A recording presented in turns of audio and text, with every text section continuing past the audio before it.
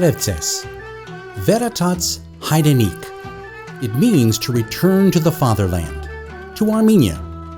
This was my first extended trip to Armenia as a member of the Knights of Vartan.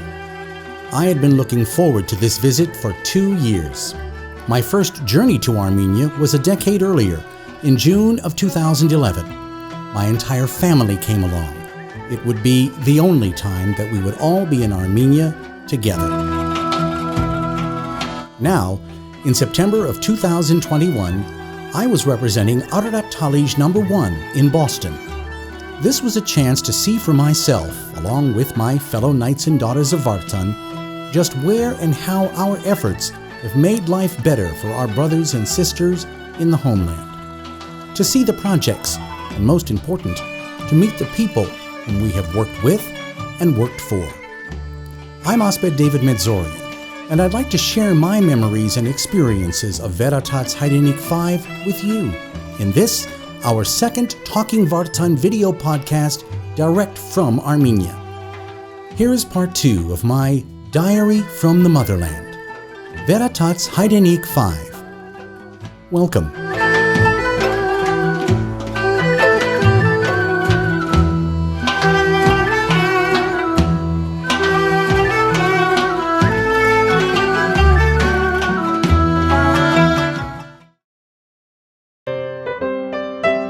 I had been in Armenia since the 4th of September. After acclimating myself to the local time and overcoming my jet lag, I was off to Bert and Tavush province for 6 days. I was back in Yerevan just a few days before the Veratarts Hayrenik was to begin. The city was preparing for the Independence Day celebration the following week, and so the colored fountains in Republic Square were nowhere to be seen. Stages were being set up, and scaffolding was being erected for the giant television screens, as well as platforms for the television cameras that would beam the festivities into living rooms across the country and stream them around the world. Yerevan is fun. There is no doubt about it. I was staying at the beautiful Marriott Hotel in Republic Square, where the Knights of Vartan has its communications office. As for me, I spent those few days before the visit officially began getting to know Yerevan. I found out very quickly that Yerevan is not a morning city. Yerevan, like many European cities, really comes alive at night. People stay up late here. Restaurants are full and the sidewalks are filled with people and their children enjoying the warm early autumn weather. Seeing the sights of Yerevan at night was so much fun. So was enjoying a fine meal at Sherep, walking past the fountains, discovering underground shopping centers, dining on rabbit, quail eggs, and sushi for the very first time, enjoying a late-night strawberry milkshake on Northern Avenue, something I did several times, and running up the steps to the very top of the Cascade. I did that on my first day, much to the surprise of my cousin who watched from the bottom. I visited museums in honor of Sergei Parajanov and Yervan Kochar, both of which I enjoyed tremendously. Each day I walked for miles, soaking up the essence of Armenia's capital city. Were there challenges? Absolutely.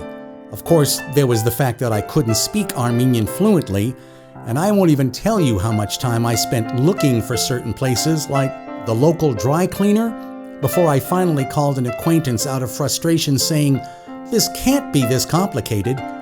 It wasn't. When I wasn't out sightseeing or searching for a place to clean my clothes, I set up shop here, at the Marriott's Outdoor Cafe. Now let me tell you, having your laptop in front of you with a pastry and an Armenian coffee while hearing the sounds of the city all around you, well, if I have to work, this is the way to do it. Pretty soon I began seeing some familiar faces. In addition to our liaison, Kohar Palyan, I saw Saribekyan Dikran Sahakyan from New York, who helped to plan the Veratarts Hayrenik. And then, from California, Avak Saribekyan Stephen Adams and his wife, Nachkin Didui Salpi Adams.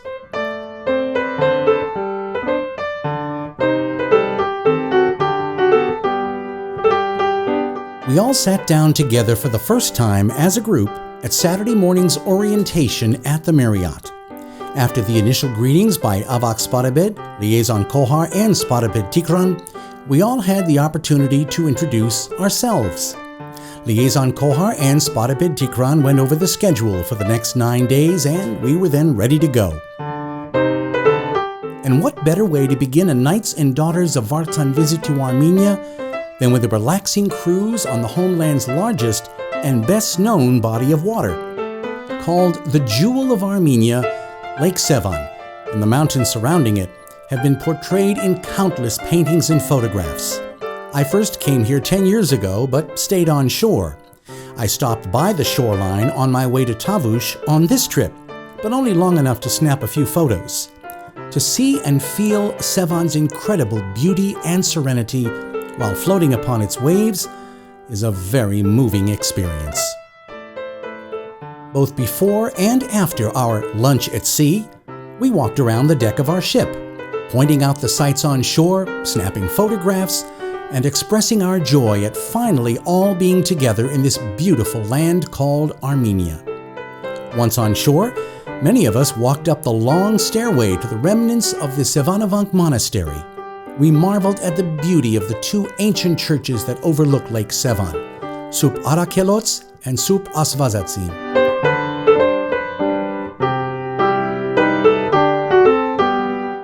They are there, standing like two guards over this ancient lake. The view from the summit, it is incredible. A perfect photographic backdrop.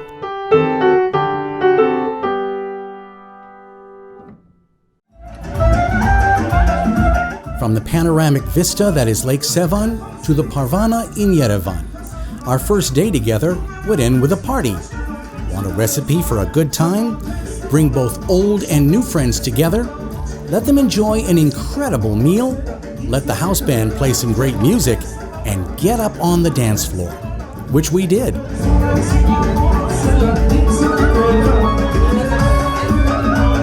Veratarts Hayrenik 5 was underway, and an exciting and inspiring week lay ahead.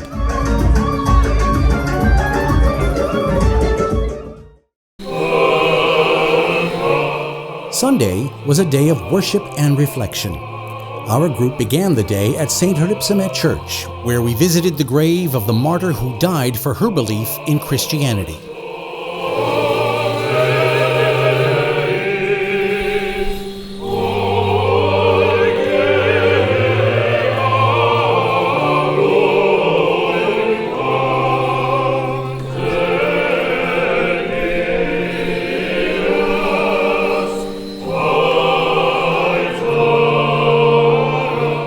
From there, we passed by the mother see of Etchmiadzin, whose doors were closed due to extensive renovations. A short distance from there was the St. Gayane Monastery, where Holy Badarak was being celebrated this morning. The church was filled to capacity as the organist and choir serenaded us with the blessed charagans, heralding the entrance of His Holiness, Catholicos Karekin II. Avak Sparabed Steve and Nachkin Didui Salpi stepped forward to receive the blessing of His Holiness as he moved slowly through the church.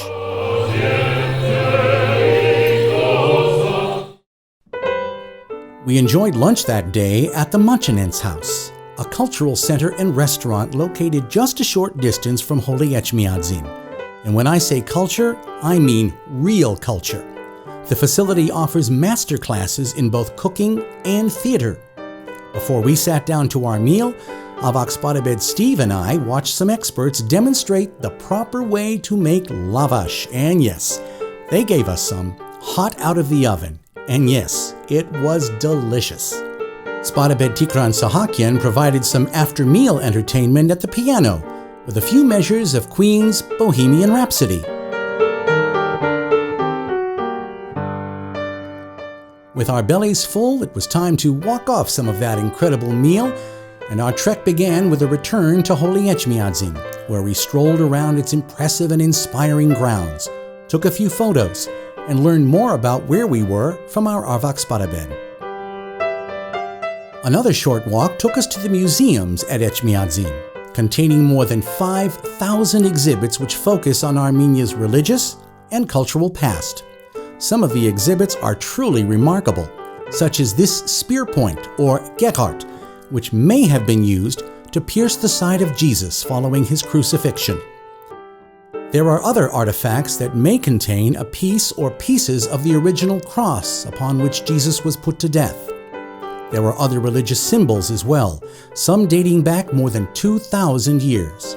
Hotchkars, paintings, manuscripts, ancient Bibles, and so much more. A time capsule of who we were and how we became who we are. Following our guided tour, we spent time strolling through the art gallery, marveling at some impressive works by artists from around the globe.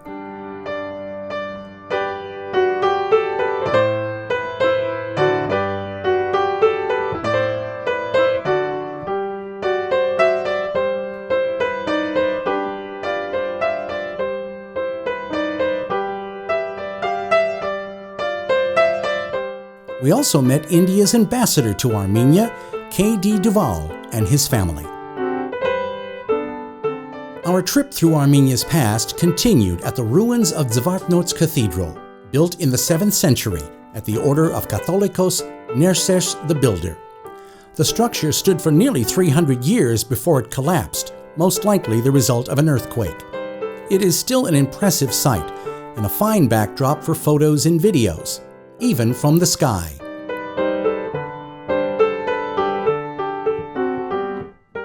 While we were there, a crew was on hand to photograph a wedding couple. The bride's wedding train, or pesh, was giving her a little bit of trouble. Nakhgin Didui Salpi Adams and Anna Zudenko went to her rescue, giving this wedding shoot a happy ending. Our day ended at the theater, the Peronian Theater, where we saw a production of Three Apples Fell from the Sky, performed entirely by a talented cast from Artsakh. On Monday, the destination was Tavush, a province along Armenia's northeast border, where I had visited only days before. The inspiring 13th century architecture of the Hayrenik monastery near Dilijan was our first stop of the day. Built between the 7th and 13th centuries, it includes 3 churches: the Church of the Holy Mother of God, Surp Krikor, and Surp Stepan. The interiors, simple but inspiring, with domes that let in the light, an invitation to anyone to come and to pray. Behind the churches, an old walnut tree. Legend says that if you pass through the trunk of the tree with a dream in your thoughts, the dream will come true. I figured, what could I lose? So I took that dream of mine and went through. Still waiting, but I'm hopeful.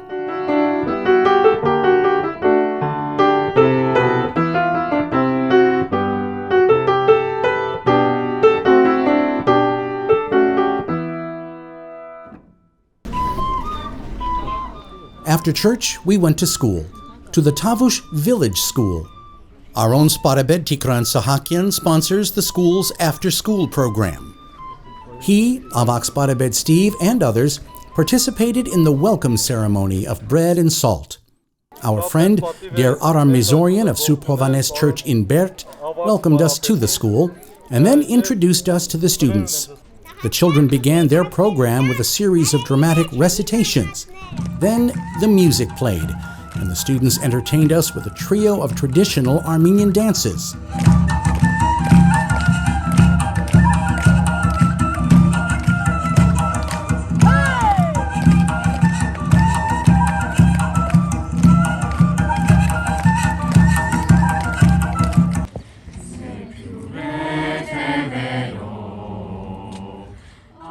For me, the high point of the visit was when Der Aram introduced, from his church, the Medzorian Children's Choir.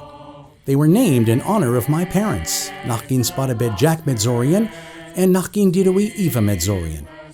They had a chance to see and hear the choir perform during their last visit together to Armenia just a few years ago. It is hard for me to describe what it meant to be there, representing my family, and listening to these dedicated and talented young singers. Thank you, Der Aram, for bringing them to this school for us to see and hear. I will always treasure this experience and the singers who made it possible.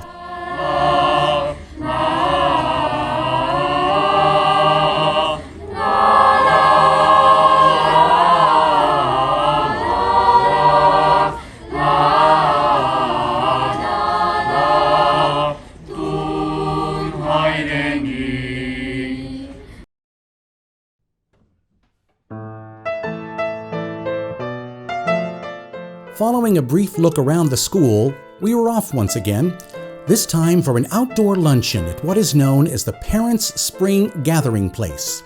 Der Aram led us all in prayer before we sat down to an incredible meal of grilled meats and vegetables. For the second time this day, I felt a huge lump in my throat when Saribekyan Tikran toasted my father and mother for their contributions to the Knights and Daughters of Vartan and the people of Tavush. Thank you, Saribekyan. There were many other toasts as well, for as I found out myself during my recent visit to the region, Tavush and its people stay with you long after you leave. When you spend time there, it's like being a member of an extended family. Many of our fellow knights and daughters have been to Tavush and they know this feeling, which is why we have given our support to so many projects in this region. The Igedzor School was our next stop, and what a welcome there was. Students lined up outside the school and both cheered and applauded as we approached them. Their applause was particularly enthusiastic for Saribekyan for his generosity and continued support of the school. After a welcoming ceremony and some words of welcome from the school's principal, there were words of inspiration from some of the older students. The dancing shoes were on after that, and what a great job the students did. So great, in fact, that even some of our adults decided to join them. Soon, everyone was dancing, and even when the dancing stopped, the music continued, as the talented students serenaded us with beautiful, touching melodies. Speaking in Armenian, Nakin Didui Salpi Adams thanked the students and faculty for their welcome and their performances, and added, "We look forward to coming back here and seeing you all again." Before heading back to Yerevan, we made one last stop at a local factory that manufactured and bottled fruit beverages. With the factory's manager as our guide, we watched the entire process from start to finish, from the fermenting and straining of the fruits to their bottling and labeling and preparation for shipment. We, of course, could not and would not leave without sampling some of these delicious beverages, and they did not disappoint. By the time we reached the Marriott, it was nearly midnight, 15 hours after our journey to Tavush province began. A long day to be sure, but a day full of cherished memories. Tuesday, September 21st, was Independence Day in Armenia. There would be plenty of partying later that day. Some of that partying would no doubt involve a product that we were going to learn more about and also taste. The Noy Brandy Factory has been around in one form or another since the late 19th century. Our guide took us through the history of the plant, from its beginnings under another name to describing how the brandy or cognac is manufactured and stored today. On the lower level, we saw the barrels that stored the liquor and were even allowed to enter what had once been a secret passageway. But to be honest, the smell in there was so strong I could only stay for a few seconds. Then, for most of us, the highlight of the visit. It began with a tasting of some vintage wine dating back to 1944. We then went over and sat down to enjoy what the Noy Brandy Company is most famous for. Our guide described what to observe in terms of color and texture and, of course, the smell, all before the liquid even touches your lips. We tasted both a 5- and 10-year-old brandy, and the consensus was that the 10-year-old brandy was smoother. Genatsid. That evening, some of us gathered at the Marriott's La Cucina restaurant. An incredible spread was prepared for us with an upper floor view of Republic Square. Outside, the cafe was packed with guests who wanted a good seat for all the festivities. A few of us did go outside for an even closer look. The celebration was not without controversy, but on this night, it was time to mark Armenia's 30th year as a republic. And we and the Knights and Daughters of Vartan, with our friends, were there to see it.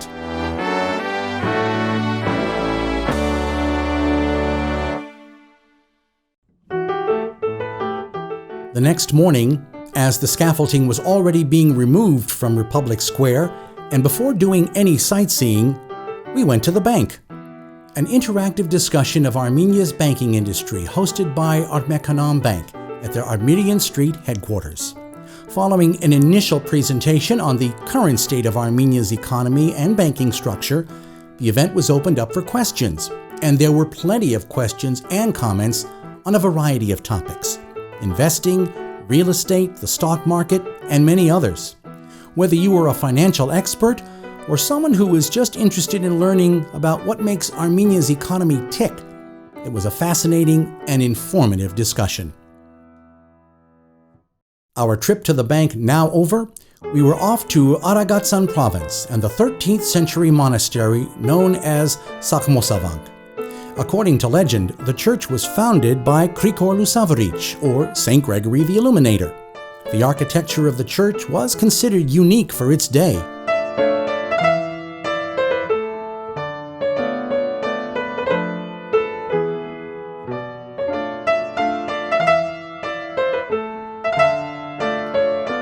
Inside, the tranquility and beauty of the sanctuary tugged at the heart.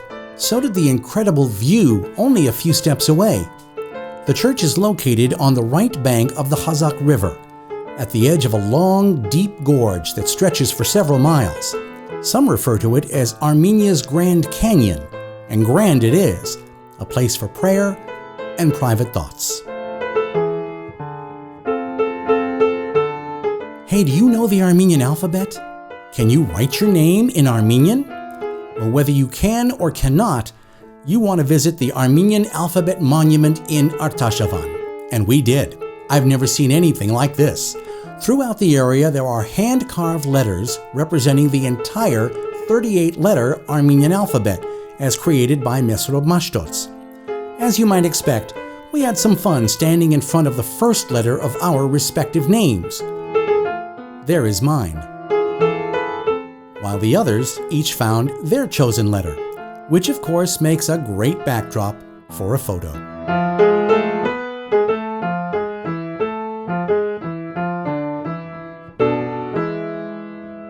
Now, all of this walking around can certainly build up an appetite, and we were in for a treat. We visited the home of Nakin Didui Anahit Ananyan and her husband Ash. The home itself was stunningly beautiful.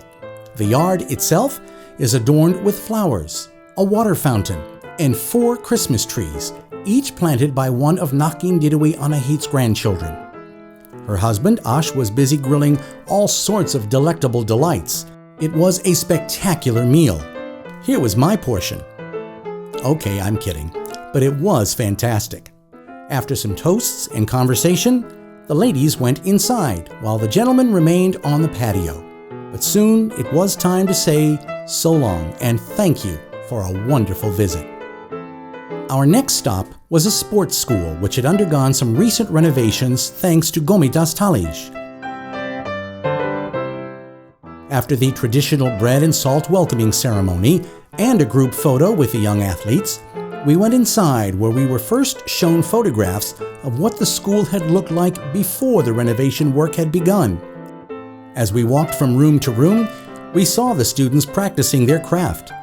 The young boxers were hard at work, both using the bag and sparring with their classmates under the watchful eye of their teacher.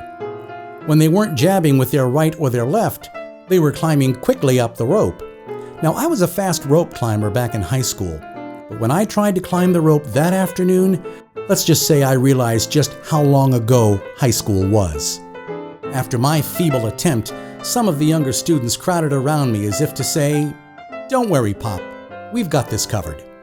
They sure had it covered when it came to lifting weights.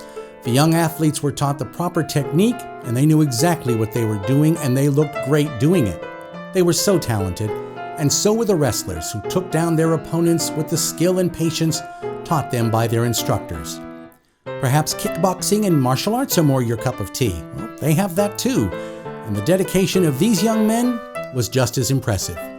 The sports school has a bright future ahead, with young athletes whose dedication inspired us all.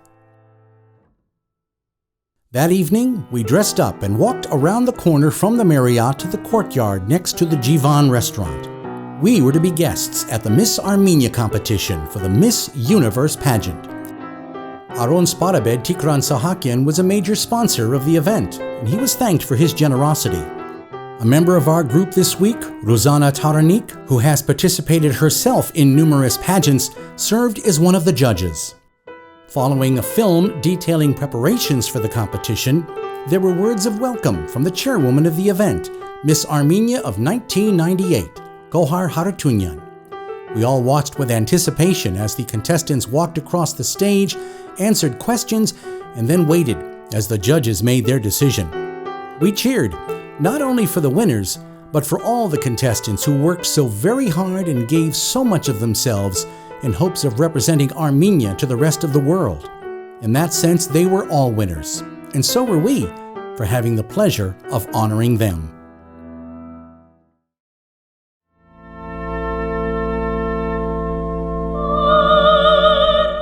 On Thursday, we made the pilgrimage to Tsitsernakabert, the Armenian Genocide Memorial, to honor the 1.5 million who died at the hands of the Ottoman Turks during the first genocide of the 20th century.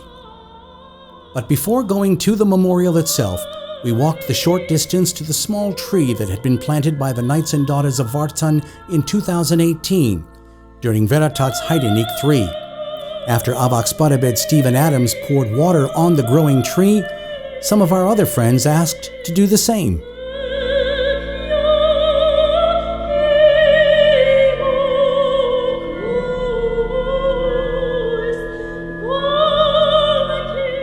There was a wall nearby, which had engraved into it the names of the cities and villages where Armenians lived before the genocide.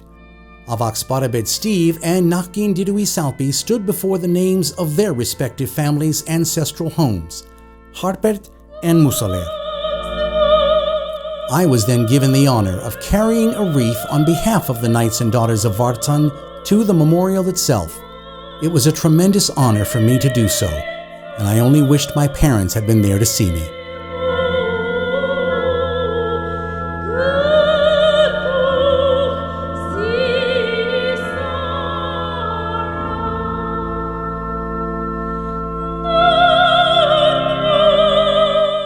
It is difficult to describe the feeling of standing here, before this eternal flame.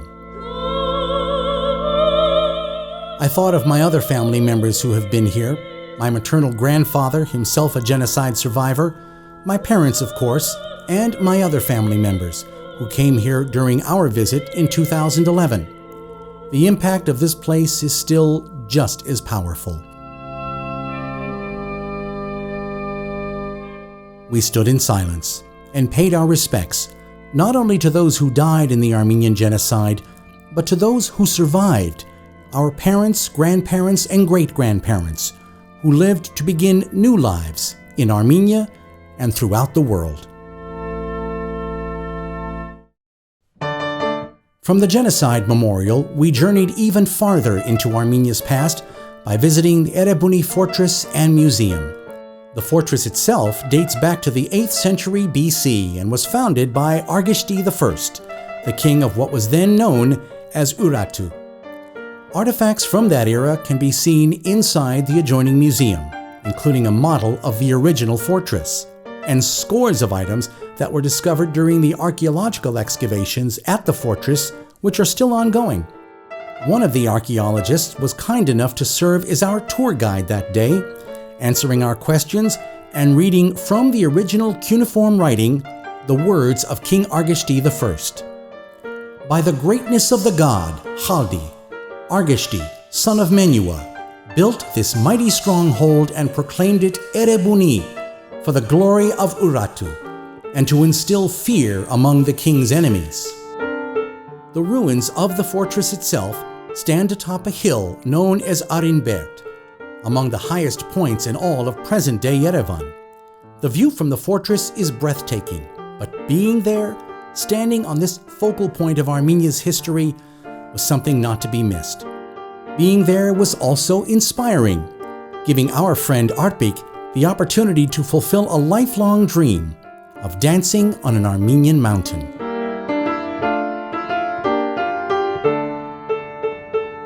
Our day of reflection and remembrance would end by honoring the revered artist Lusik Aguletsi. We visited her home, which now, just a few years after her passing, is also a museum and an art cafe. I had never seen anything like it. We enjoyed an amazing meal amidst incredible artwork covering many genres.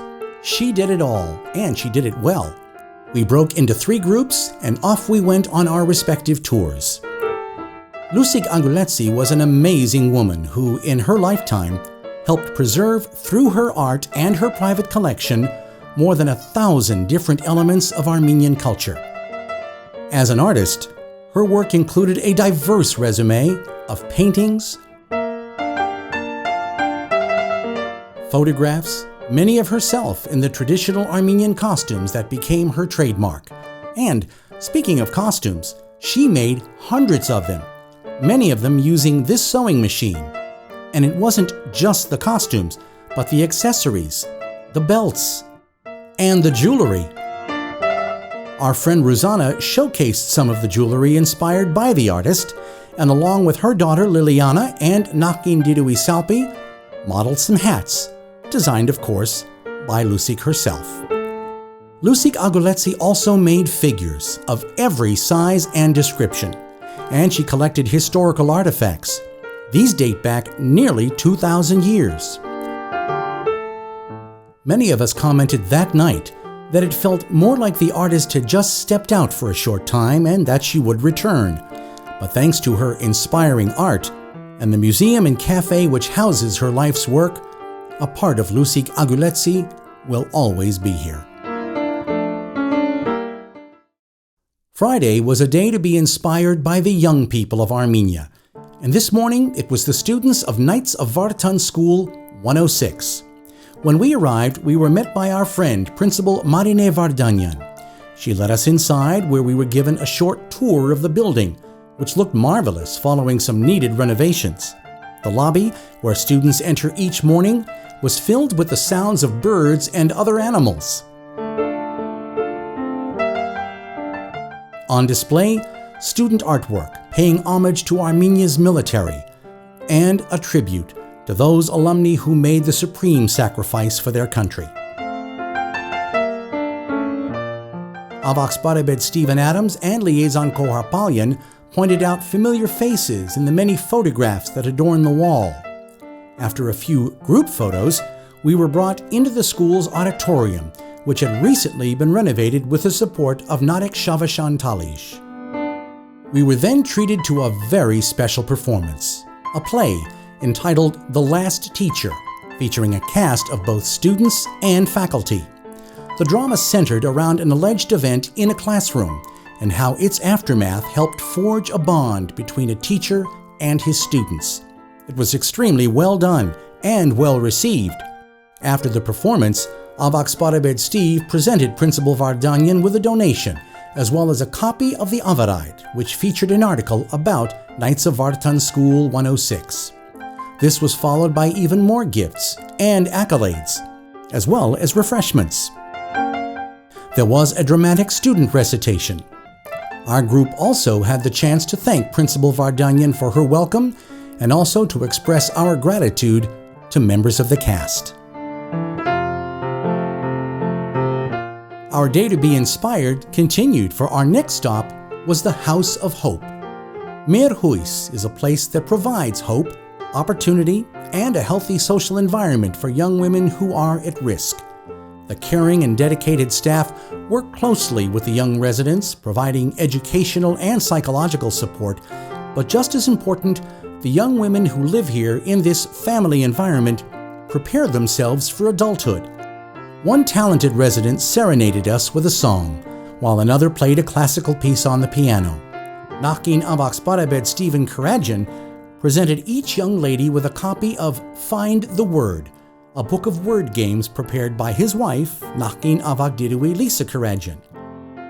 Avaksparabed Stephen Adams presented the staff with a donation and an article about Merhuis that appeared in the Yavarite. Before we said goodbye, we enjoyed some tasty fried dough prepared by the girls themselves. Our final weekend together began with some pretty amazing sights, beginning with our first clear view of the mountains of Ararat. It is always an impressive and inspiring sight to behold.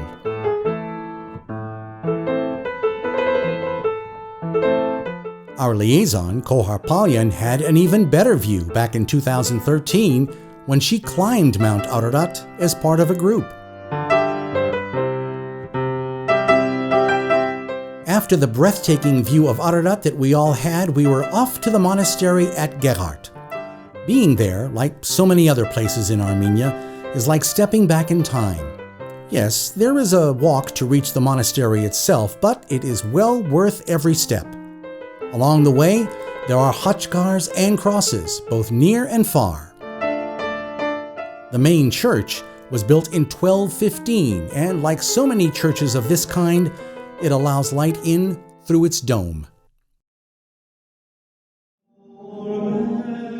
After admiring the beautiful altar, my mind went back to my 2011 visit here, and how my mother, Nakin Dirui Eva Medzorian, sang the Haidmer, or Lord's Prayer, inside this sanctuary, with its incredible acoustics. A friend who knew about what my mother had done asked me to do the same.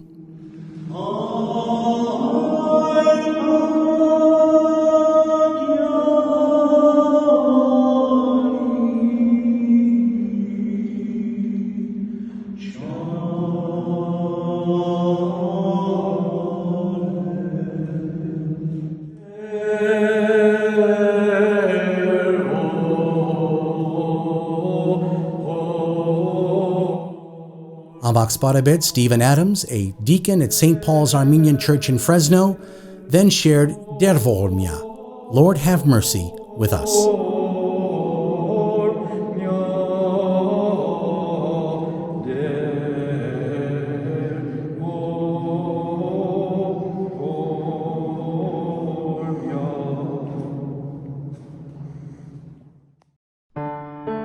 We lit candles for our loved ones and touched the holy water that ran through the church. From Geghart, it was a short drive to the Garni Temple, the only Greco-Roman structure still standing anywhere in the former Soviet Union. It's also the most well-known symbol of pre-Christian Armenia. You might say to yourself, wow, that temple is really well preserved considering it was built in the 1st century AD. Well, actually, the temple was destroyed by an earthquake in 1679 and was only partially reconstructed about 50 years ago, using both the original as well as new masonry. Of course, there's no better way to see just how sizable this temple is than by climbing its stairs, and don't be fooled, those are long steps, then extending your arms between the massive pillars. It also makes for a great photo, as you can see.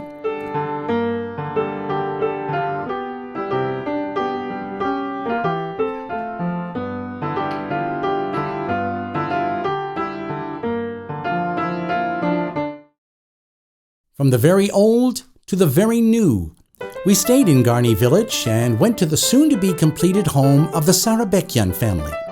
Parents Arsen and Anahid and their 3 children will soon move into this house, being built for them through the combined support of the Knights of Vartan and the Fuller Center for Housing Armenia. For the last several years, the now family of 5 has lived inside this metal container, with its limited space and lack of privacy. When we went in to see the family's current living space for ourselves, liaison Kohar Palyan and I made a new friend, the Saribekyan's delightful 6-year-old son Armin. Don't worry, buddy, I've never been able to figure out that Rubik's Cube either. It was a very special day for both the family and for us, for we were there for what would be the very first meal to be enjoyed in the Saribekyan's new home. It was a wonderful afternoon with great food, plenty of toasts, but most important, the satisfaction of knowing that this loving family would soon be starting a new life in their new home. Hajogu Tyun to the Saribekyan family, and thank you for letting us come to visit.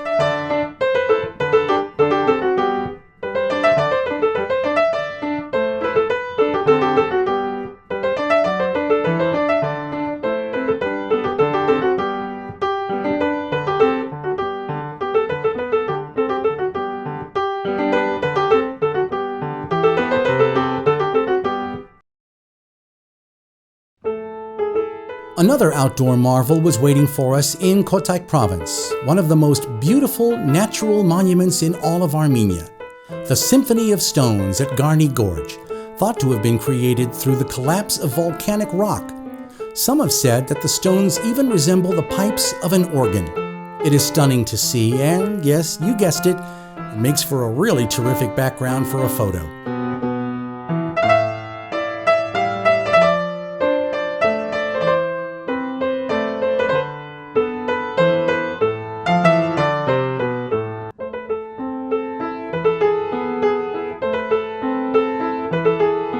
The last stop on the way back to Yerevan, the studio of New York-based artist Tikran Tsitsoktyan. The exhibit, entitled Self-Isolation, opened in 2020.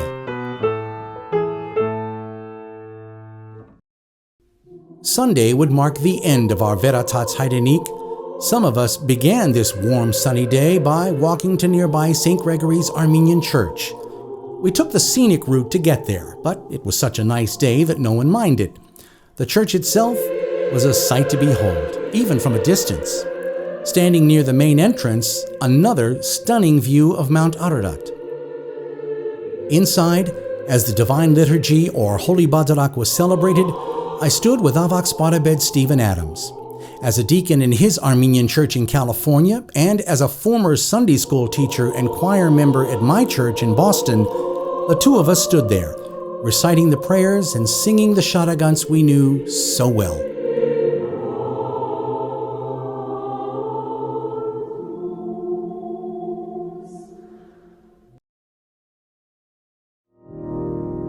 Veratarts Hayrenik 5 officially came to an end that evening, as we all joined together at the Mergerian Carpet Factory for a gala banquet. It began with a special guided factory tour for the Knights and Daughters of Vartan. We saw the carpet manufacturing process from start to finish, beginning with the dyes used to color the fabric to the actual weaving of the carpet. A reception was held for us which included a presentation by the Armenian Artists Project. Works of art by various artists were on display.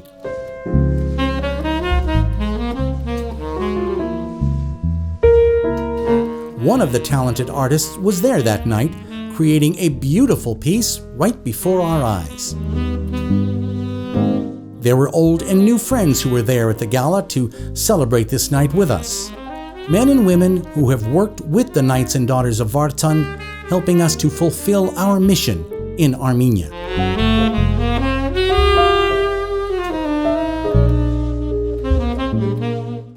After a delicious dinner, Liaison Koharpalyan introduced Principal Marine Vardanyan of Knights of Vartan School 106. She then introduced her students, who entertained us with an incredible array of songs and dances.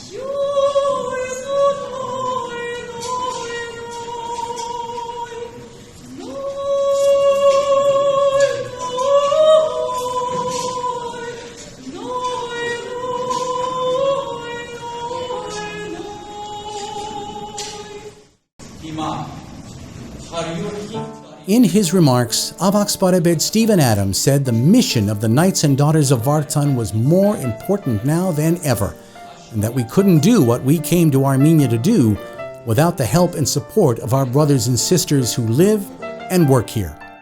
With help from our liaison, Avak thanked the people who contributed not only to the success of our trip to Armenia, but to the projects and institutions that have made a difference in the lives of so many.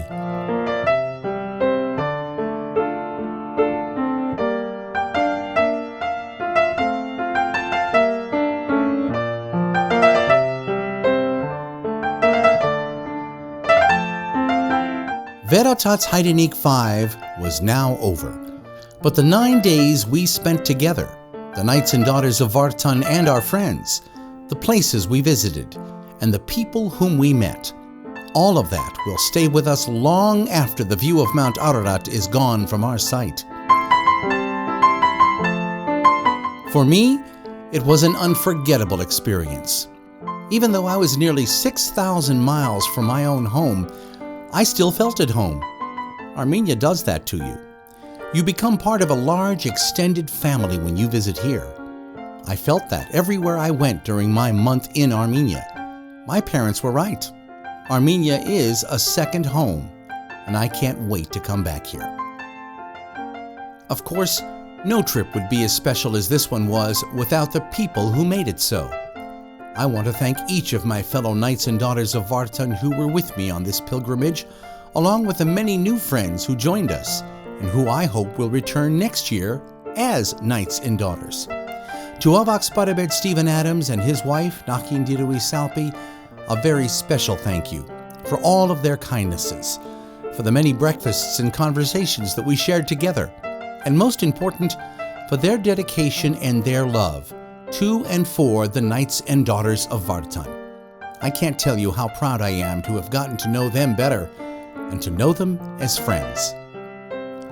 He had spent countless hours planning for this year's Veratarts Hayrenik, as he had the 4 previous visits. Sparabet Dikran Sahakyan headed up the committee that planned our visit to Armenia. His attention to detail, his hard work in choosing the locations we would visit, and his undying love for his homeland came through during every moment of our pilgrimage. Plus, he was just plain fun to be around. Sparabet Dikran was always there to lend a helping hand in whatever way he could. It would not have been the special trip that it was without him. Thank you, Sparabet Dikran. Long before any of us touched down at the airport in Yerevan, our liaison, Geghart was hard at work, making the arrangements in Armenia for our visit.